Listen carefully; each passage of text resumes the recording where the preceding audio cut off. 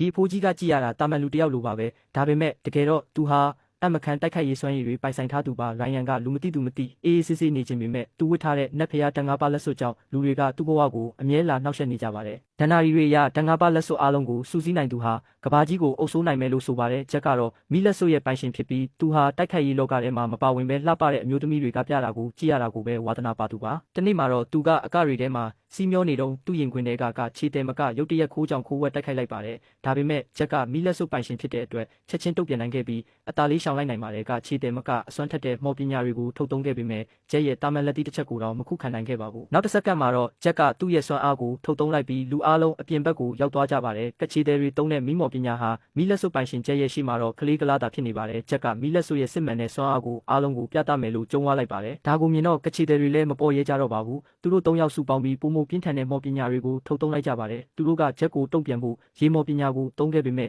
ဂျက်ရဲ့ချော်ရည်သားရဲ့ရှိမှာတော့ဘာမှအရာမထင်ခဲ့ပါဘူးဂျက်ကသူတို့ကိုအဆုံးသတ်တော့မဲ့အချိန်မှာပဲကြီးမားတဲ့နွယ်ပင်ကြီးတွေအများကြီးကသူ့စီကိုရုတ်တရက်ပြန့်နှံ့ရောက်ရှိလာပါတယ်အဲ့ဒီနွယ်ပင်တွေကချော်ရည်သားရဲ့ကိုတင်းတင်းကြပ်ကြပ်ချီနှောင်လိုက်ပါတယ်ချော်ရည်သားရဲ့ဟာမိတက်ရှိနေပေမဲ့နွယ်ပင်တွေကတော့လုံးဝမကြောက်ပဲပိုးလို့တောင်တင်းကျပ်လာပါတယ်ရောက်လာသူကတော့တခြားသူမဟုတ်ဘဲတန်ငါးပါးလက်စွပ်ထဲက၃ကွင်းကိုပိုင်ဆိုင်ထားတဲ့ကြီးချန်ပဲဖြစ်ပါတယ်လက်စွပ်တစ်ကွင်းပဲရှိတဲ့ဂျက်ဟာကြီးချန်ကိုလုံးဝမရှင်နိုင်ခဲ့ပါဘူးချက်ချင်းဆိုသလိုပဲသူဟာကြီးချန်ရဲ့လက်ချက်နဲ့အသက်ခံလိုက်ရပြီးမီးလက်စွပ်ဟာလည်းကြီးချန်လက်ထဲကိုရောက်သွားပါတော့တယ်အခုဆိုရင်လက်စွပ်၅ကွင်းလုံးစုစည်းဖို့နှိစက်နေပြီးရွှေလက်စွပ်တစ်ကွင်းပဲကျန်ပါတော့တယ်ရိုင်ယန်ကအဲ့ဒီလက်စွပ်ရဲ့ပိုင်ရှင်ပါသူဟာအန်နီယယ်ရီနီးကပ်လာနေပြီဆိုတာကိုခံစားမိနေပေမဲ့သူကိုယ်တိုင်ကအသက်ကြီးနေပါပြီဒါကြောင့်ဒီကပ်ဘေးကိုတားဆီးဖို့အတွက်ရွှေလက်စွပ်ကိုဆက်ခံမဲ့သူကိုအမြန်ရှာဖွေရပါတော့တယ်နောက်ဆုံးမှာတော့အားလုံးကလူညံ့လို့တတ်မှတ်ထားတဲ့လူငယ်လေးတစ်ယောက်ဟာသူ့ရဲ့ရွေးချယ်ခံဖြစ်လာခဲ့ပါတယ်